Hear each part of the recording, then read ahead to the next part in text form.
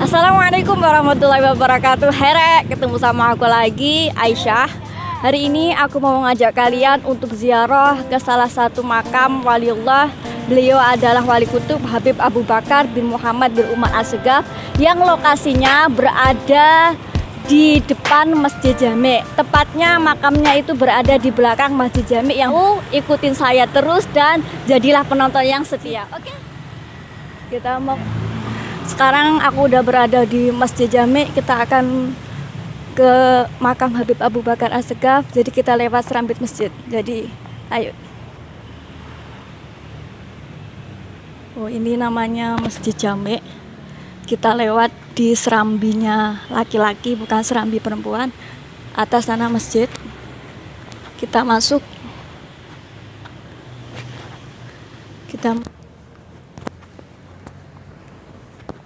Kita mau masuk ke makam Habib Abu Bakar As-Segaf.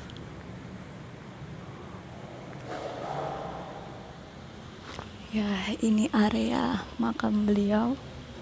Di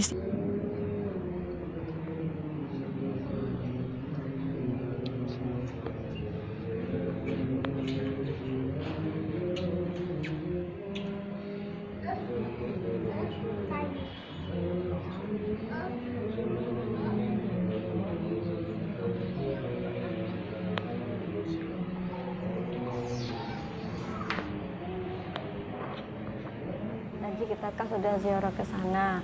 Kali ini aku mau berbagi cerita tentang manaqib atau perjalanan hidup beliau. Dengan kita tahu tentang perjalanan hidup beliau, semoga menambah mahabbah kita kepada beliau dan kita bisa mengambil pelajaran dari kisah hidup beliau. Habib Abu Bakar bin Muhammad bin Umar As-Segaf, beliau adalah seorang wali kutub. Kutub itu jenjang tertinggi dari kewalian, utawa gampangannya beliau itu ketuanya para wali. Beliau dilahirkan di Besuki, Jawa Timur 1285 Hijriah. Nasab beliau itu bersambung ke Rasulullah, dalam artian beliau itu masih keturunan Rasulullah SAW. Tanda-tanda kebesaran atau wilayah Habib Abu Bakar itu telah nampak sejak kecil. Bahkan beliau mampu mengingat peristiwa atau kejadian yang beliau alami ketika umur 3 tahun. Hal tersebut dikarenakan kebersihan hati nuraninya dan kesiapan beliau untuk menerima futuh dari Allah dan anugerah dari Allah Subhanahu wa taala.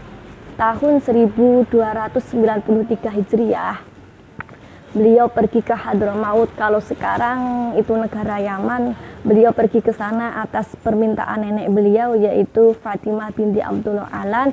Akhirnya beliau meninggalkan Jawa. Meskipun beliau masih kecil, beliau pergi ke Hadramaut bersama Al-Mukarram Syekh Muhammad Basmul.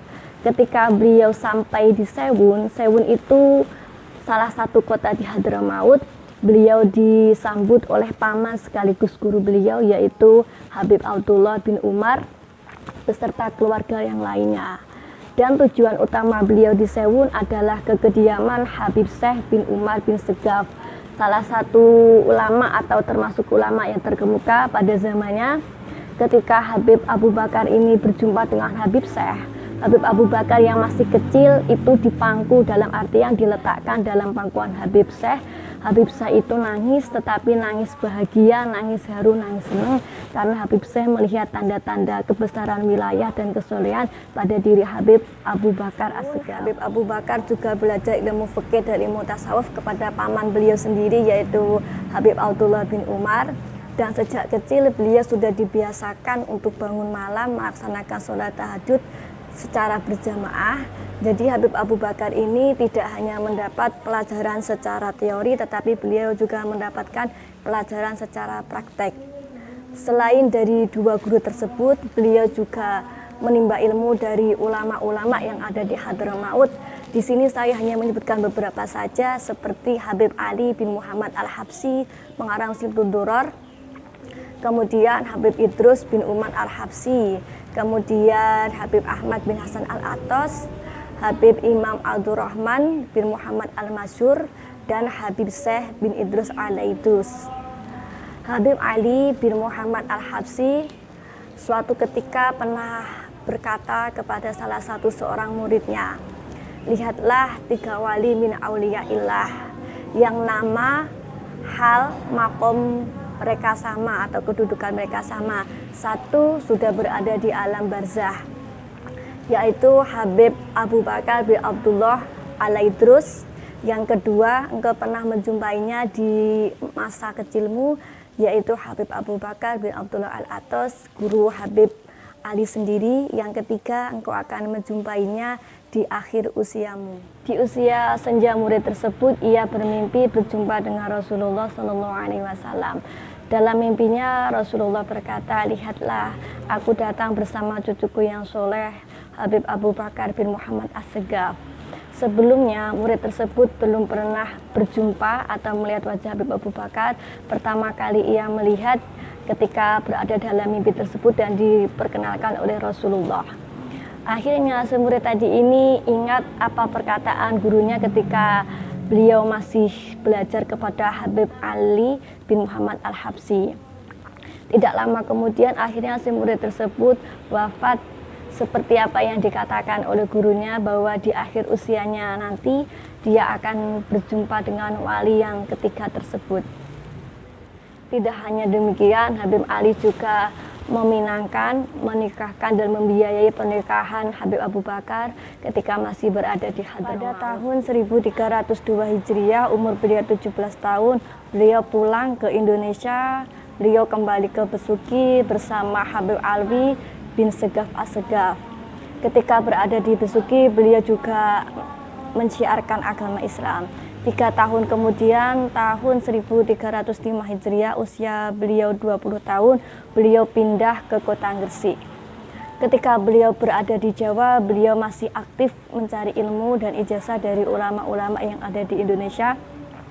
Di sini saya hanya menyebutkan beberapa saja, seperti Habib Abdullah bin Muhsin Al-Atos, kedua Habib Abdullah bin Ali Al-Haddad, ketiga Habib Ahmad bin Abdullah bin Thalib Al-Atos, kemudian yang keempat Habib Abu Bakar bin Umar bin Yahya, kemudian yang kelima Habib Muhammad bin Idrus Al-Habsyi, yang keenam Habib Muhammad bin Ahmad Al-Muhdor. Pada hari Jumat, ketika khotib berada di atas mimbar, Habib Abu Bakar mendapat izin robani lintasan hati rohani untuk mengasingkan diri dari manusia atau kholwat. Beliau setelah pulang dari sholat ketika beliau selesai mengerjakan sholat Jumat di Masjid Jami, masjid yang tadi kita ke sana, beliau pulang ke rumah dan beliau masuk kamar untuk melakukan kholwat. Berarti beliau melakukan kholwat, beliau mengabdi kepada Allah selama 15 tahun di kamarnya dan beliau tidak pernah keluar dari kamarnya. Di awal permulaan masa kholwat beliau, Hubabah Syifa, istri Habib Abu Bakar, ini khawatir dengan keadaan Habib Abu Bakar. Khawatirnya karena Hubabah Syifa ini takut jikalau Habib Abu Bakar ini terkena gangguan jin atau terkena gangguan sihir. Akhirnya Hubabah Syifa ini pergi ke tabib, tetapi ketika beliau pergi ke tabib, tidak ada satupun tabib yang mengetahui penyebab Habib Abu Bakar As-Segaf. Setelah beberapa lama kemudian, datanglah guru beliau, yaitu Habib Abdul Qadir bin Qutban.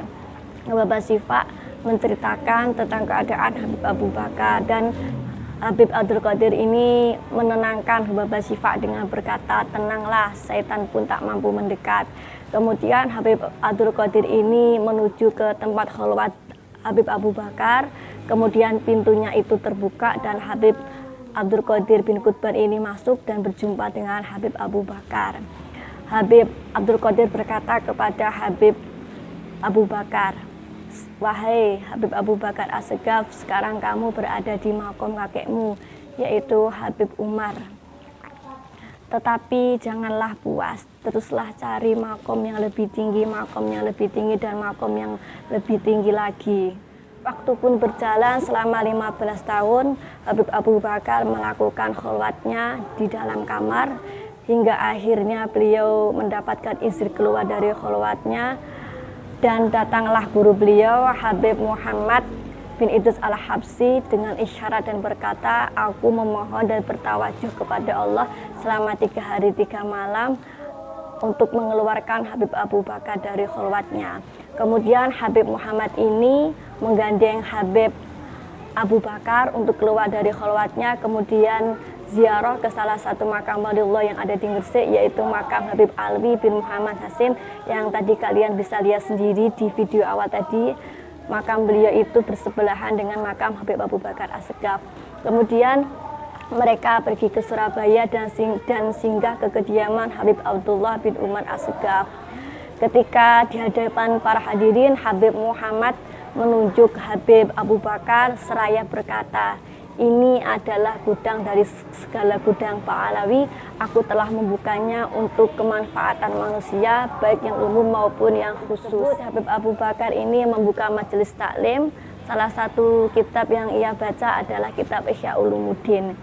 Di dalam majelisnya selama hidupnya, beliau lebih menghatamkan 40 kali khataman Ihya Ulumuddin. Jadi ketika beliau khatam, beliau menjamu para tamu-tamu atau para hadirin. Sangat mempunyai giroh yang sangat besar dalam meneladani para aslafnya dari segi pakaian maupun dari segi akhlaknya. Sebelum beliau wafat, beliau melakukan puasa selama 15 hari dan beliau ketika mau kapundhut, beliau itu bahagia, beliau itu senang. Akhirnya Allah memanggil beliau pada malam Senin tanggal 17 Dzulhijjah 1376 Hijriyah di usia 91 tahun dan beliau dimakamkan di belakang Masjid Jami'. Tadi kalian bisa lihat sendiri makamnya di video-video yang awal tadi. Oke, dari sini yang bisa saya sampaikan dan bisa saya ceritakan tentang manaqib beliau. Semoga kita ini kecipratan barokah dan kalian bisa mengambil pelajaran dari kisah hidup beliau. Meskipun kita tidak bisa berjumpa beliau atau hidup pada zaman beliau, tetapi kita masih bisa belajar atau kita masih bisa menelaah tentang manaqib beliau. Untuk alamatnya kalian bisa lihat di deskripsi box saya. Dan makam beliau ini tidak pernah sepi dari para peziarah, baik dari orang-orang yang berada di dalam negeri maupun para ulama di luar negeri juga berziarah ke makam beliau, seperti Habib Salim Asyadili, Habib Umar bin Hafid juga pernah berziarah ke makam beliau.